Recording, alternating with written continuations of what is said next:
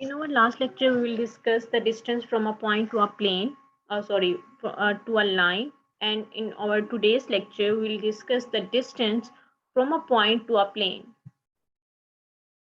Okay, for example, this is a point S, और इस point S का हमने डिस्टेंस फाइंड आउट करना है एक प्लेन से. लेट्स सपोज दिस प्लेन, और इस प्लेन से डिस्टेंस कैलकुलेट करने के लिए हमें प्लेन में एक पॉइंट लेना पड़ेगा. ठीक है, let's suppose this point is P, और हमें ये डिस्टेंस कैलकुलेट करना है. The distance from a point S to a plane, और प्लेन में भी एक पॉइंट कंसिडर करेंगे P, और यहाँ से एक लाइन भी पास कर सकते हैं, क्योंकि अगर एक पॉइंट गिवन है तो उससे पास करते हुए एक लाइन हम पास कर सकते हैं. ठीक है, so this is a plane and the equation of the plane is ax plus by plus c is equal to d. और हर प्लेन के जो परपेंडिकुलर एक नॉर्मल वेक्टर होता है, सो इस प्लेन के परपेंडिकुलर एक वेक्टर होगा n, और n के कोऑर्डिनेट्स क्या होंगे? वही कोऑर्डिनेट्स होंगे जो इक्वेशन ऑफ द प्लेन में x, y एंड z के कोफिशिएंट्स हैं, a, b एंड c, वही इसके कोऑर्डिनेट्स होंगे. तो हमें अगर equation of the plane given है तो उसको यूज करते हुए हम नॉर्मल वेक्टर के कोऑर्डिनेट्स कैलकुलेट कर सकते हैं. अब हमें P से S तक का डिस्टेंस कैलकुलेट करना है. सो इसको कैलकुलेट करने के लिए हम परपेंडिकुलर डिस्टेंस लेंगे, क्योंकि perpendicular distance is the shortest distance. तो P टू S का डिस्टेंस कैलकुलेट करने के लिए हम ये डिस्टेंस कैलकुलेट करेंगे. ठीक है, तो ये हमें फाइंड आउट करना है, और ये फाइंड आउट कर लें या फिर इसके पैरेलल ये डिस्टेंस कैलकुलेट कर लें तो एक ही बात है. तो यहाँ पे यही ज्योमेट्रिकली डिफाइन किया हुआ है कि this is the distance S and this is a point P which lying in the plane, और ये डिस्टेंस हमें कैलकुलेट करना है. इस डिस्टेंस को कैलकुलेट करने के लिए हम शॉर्टेस्ट डिस्टेंस कंसीडर करेंगे, और वो शॉर्टेस्ट डिस्टेंस परपेंडिकुलर डिस्टेंस होगा D. और क्योंकि ये प्लेन है तो इसके परपेंडिकुलर एक वेक्टर होगा, क्योंकि ये प्लेन है और ये पॉइंट है. इस पॉइंट में से पास करती हुई लाइन पे वो वेक्टर जो होगा नॉर्मल वेक्टर, वो परपेंडिकुलर होगा. हम देख भी सकते हैं this is a vector and this is perpendicular to this line, और इस वेक्टर के कोऑर्डिनेट्स क्या होंगे? यही वाले कि ax plus by plus c is equal to d. This is equation of the plane, और यहाँ पे देखें x, y और z के जो कोफिशिएंट्स हैं वही इसके कोऑर्डिनेट्स हैं. ठीक है, तो हमें बेसिकली डी कैलकुलेट करना है. वो कैसे कर सकते हैं कि अगर हम projection of P S onto this vector N ये कैलकुलेट कर लें तो ये लेंथ आ जाएगी. बेसिकली हमें ये लेंथ कैसे कैलकुलेट करेगी? तो projection of P S onto N का हम मैग्नीट्यूड कंसीडर कर लें, क्योंकि projection of P S on S basically projection is a vector. तो हमें वेक्टर नहीं चाहिए, हमें सिर्फ मैग्नीट्यूड चाहिए, क्योंकि distance is a scalar quantity, तो हमें सिर्फ मैग्नीट्यूड चाहिए. तो इसलिए हमने यहाँ पे मैग्नीट्यूड कंसीडर कर ली. तो बस यही काम करना है कि जब हम projection of P S on vector N calculate कर लेंगे तो हमारे पास ये लेंथ आ जाएगी जो कि हमें रिक्वायर्ड है. यही डिस्टेंस हमें कैलकुलेट करना है. तो we can say that projection of P S onto N का अगर हम मैग्नीट्यूड लें which will equal to a distance D, this distance. तो ये किसके इक्वल होते हैं? Projection of P S over onto N is equal to P S dot N. हम इसका डॉट प्रोडक्ट लेते हैं एंड डिवाइडेड बाय जो सबस्क्रिप्ट में वेक्टर होते हैं उसका मैग्नीट्यूड कंसीडर कर लेते हैं. So this value is basically D. तो distance is equal to this value. तो जब भी हमें डिस्टेंस कैलकुलेट करना होगा a point S to a plane, तो हम ये फॉर्मूला यूज करेंगे. ठीक है, चलिए अब एक एग्जांपल हम डिस्कस करते हैं ताकि क्लियर हो जाए कि अगर एक पॉइंट का हमने प्लेन से डिस्टेंस कैलकुलेट करना हो तो वो कैसे करते हैं. So this is question 29 from Thomas calculus work. Find the distance from the point to a plane. हमने डिस्टेंस कैलकुलेट करना है एक पॉइंट का प्लेन से, और point is given to us और प्लेन भी गिवन है, प्लेन की इक्वेशन गिवन है. ठीक है, तो this is a point S. ठीक है, और इस प्लेन की इक्वेशन को यूज करते हुए हम नॉर्मल वेक्टर कैलकुलेट कर सकते हैं, क्योंकि नॉर्मल वेक्टर की अगर equation of the plane given है वहां से अगर हमें नॉर्मल वेक्टर कैलकुलेट करना है तो उसके कोफिशिएंट्स क्या होंगे उस वेक्टर के, जो कि एक्स, वाई एंड जेड के साथ जो कोफिशिएंट्स हैं वो गिवन है. ठीक है, so the coordinate of this vector is 1 2 and 2, ये हमने लिख लिया। उसके बाद अब हमें क्या इवैल्यूएट करना है, अब हमारे पास एक पॉइंट भी है s और एक नॉर्मल वेक्टर भी है।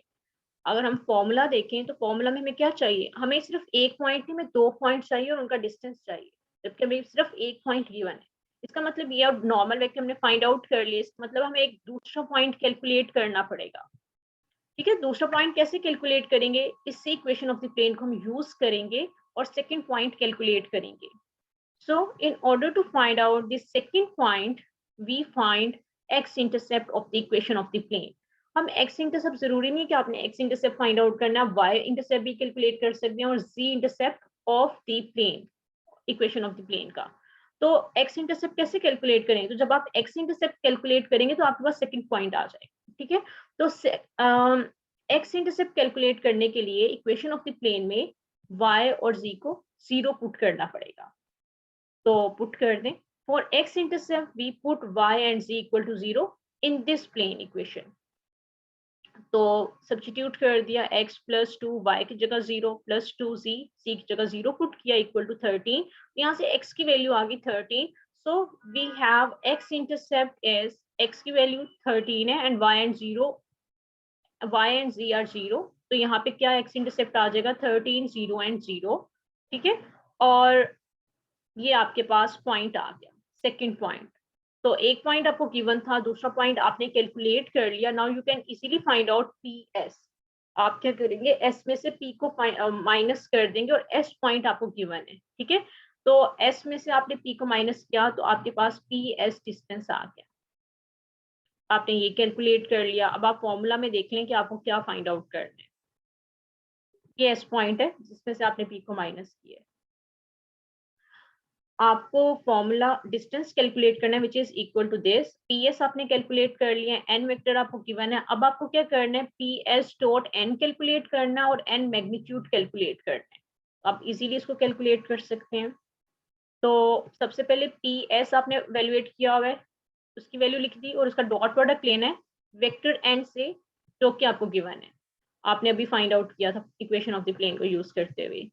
डॉट प्रोडक्ट लेंगे, आई का आई के साथ लेंगे, जे का जे के साथ एंड के का के के साथ। -11 and 1 plus -3 and 2 plus 4 and 2, इसको वैल्यूएट किया तो डॉट प्रोडक्ट आपने फाइंड आउट कर लिया। इसके बाद एन मैग्नीट्यूड फाइंड आउट करना है तो वो आप इजीली कर सकते हैं। ठीक है, X square plus Y square plus Z square, ये कर लिया आपने। N vector, this is N vector. ठीक है, और इसकी आपने मैग्नीट्यूड कैलकुलेट कर ली, this square plus this square plus this square and under the root, और आपके पास क्या आंसर आया 3। सो अब आपने डिस्टेंस कैलकुलेट करना from a point to a plane. आपने फॉर्मूला लिखा, आपने सारी चीजें एवेल्युएट कर ली हैं। PS dot n which is equal to -9 and magnitude is 3 and overall आपने मैग्नीट्यूड लेना है। तो आपने इसको सिंप्लीफाई किया तो आंसर आपके पास 3 आ रहा है। इट मीन्स दैट कि अगर आपने the distance from a point to a plane is equal to 3, कि अगर आप एक पॉइंट का एक प्लेन से डिस्टेंस कैलकुलेट करें और वो पॉइंट और प्लेन आपको गिवन है तो वो डिस्टेंस कितना है 3। तो इस तरह से आप लोग इसको एवेल्युएट करेंगे। चलिए एक और क्वेश्चन देख लेते हैं, question number 45 Thomas calculus book का ये, और थोड़ा सा डिफरेंस है इसमें कि find the difference find the distance from the plane to the other plane. कि अब आपने पॉइंट का प्लेन से डिस्टेंस कैलकुलेट नहीं करना, बल्कि आपने एक प्लेन का दूसरे प्लेन से डिस्टेंस कैलकुलेट करना है। अब आपको सबसे पहले ये चेक करना है कि दोनों प्लेन आपस में पैरेलल है या नहीं। तो दो प्लेन आपस में पैरेलल है या नहीं, उसके लिए आप क्या करेंगे, आप equation of the planes check करेंगे दोनों प्लेन्स की। अगर उसमें एक्स वाई एंड जी के कोफिशिएंट सेम है तो वो जो प्लेन है वो पैरेलल होंगे। यहाँ पे x plus 2y plus 6c, इसको आपने चेक किया और दूसरे प्लेन का तो ये सेम है। इट मीन्स दैट कि दोनों प्लेन्स आपस में पैरेलल है। अब आपने इन दोनों प्लेन्स के बिटवीन डिस्टेंस कैलकुलेट करना है।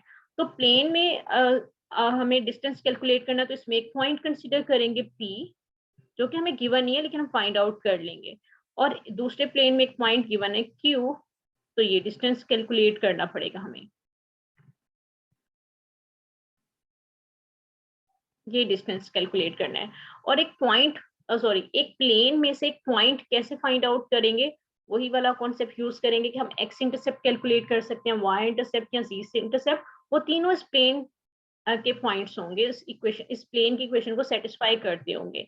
तो इसी तरह हमने वही काम किया कि इस प्लेन में से एक पॉइंट फाइंड आउट करने के लिए हमने एक्स इंटरसेप्ट फाइंड आउट करना होगा, ये पी पॉइंट कैलकुलेट करने के लिए, या वाई या जी इंटरसेप्ट आप कोई सा भी कर सकते हैं, लेकिन मैं इस क्वेश्चन में एक्स इंटरसेप्ट कैलकुलेट कर रही हूँ। तो फर्स्ट प्लेन के लिए आप जब एक्स इंटरसेप्ट कैलकुलेट करेंगे तो उसमें आप क्या करेंगे, y और z को 0 सब्स्टिट्यूट करेंगे तो x की वैल्यू क्या आएगी 1।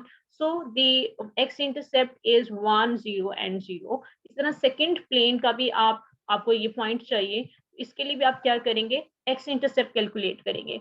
तो x इंटरसेप्ट के लिए इस प्लेन में y और z को 0 सब्स्टिट्यूट कर देंगे। So x is 10 and the coordinates are, point क्या आएगा 10 0 एंड 0, ये आपने फाइंड आउट कर लिया।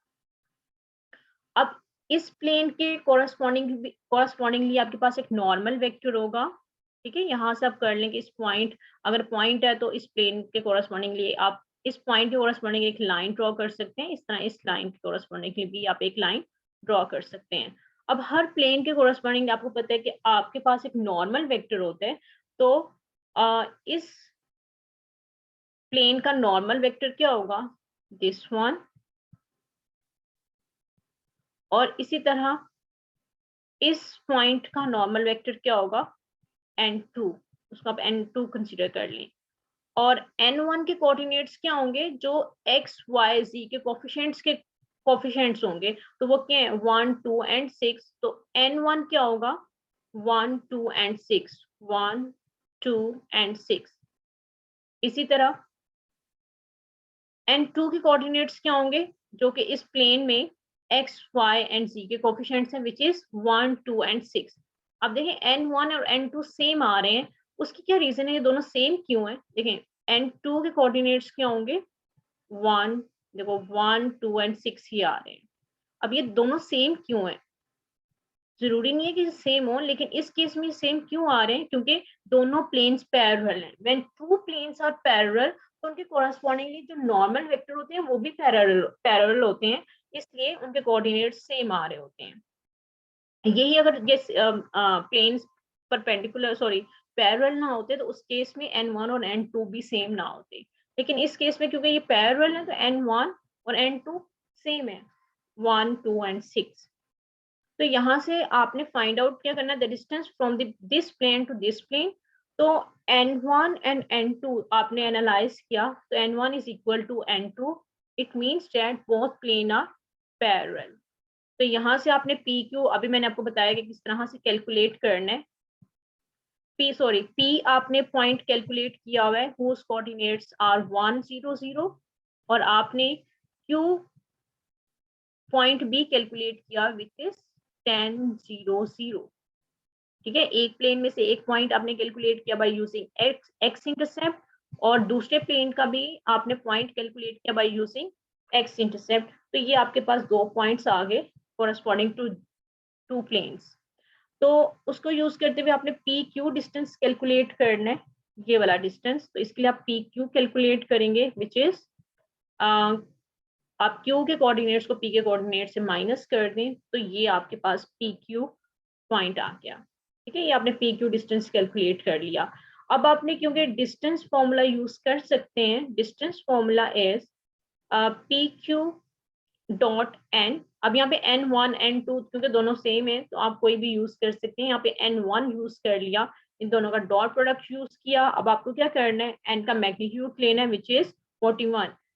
नाउ अब आपने लास्ट में क्या करना है, आपने डिस्टेंस कैलकुलेट करना है from a point to a plane. तो आपने वो फॉर्मूला वैल्यूएट करना है, और यहाँ पे आपने ये भी फाइंड आउट कर लिया है, इसकी वैल्यू भी कैलकुलेट कर लिया, सब्स्टिट्यूट कर दे फॉर्मूला में तो आपके पास आंसर आ जाएगा। So in this way you can easily find out and solve all the questions related to this topic.